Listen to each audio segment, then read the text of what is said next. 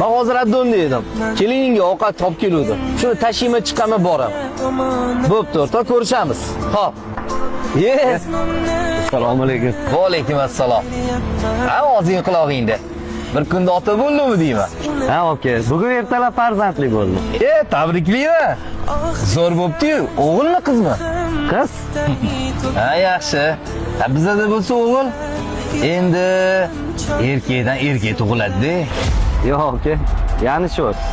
Haqiqiy erkakdan qiz farzand dunyoga keladi. Chunki 3 qizni dunyoga keltirib, yaxshi tarbiya berib voyaga yetkazsangiz, soliha qizlardan bo'lsa, ja bo'lmasa bittasi jannatga yetaklaydi. Shunaqa ibora bor edi. Yerni sirpanchiqligini muzdan ko'rdim.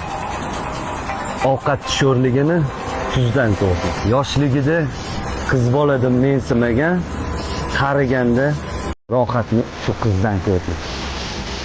O'g'il farzandingiz muborak bo'lsin.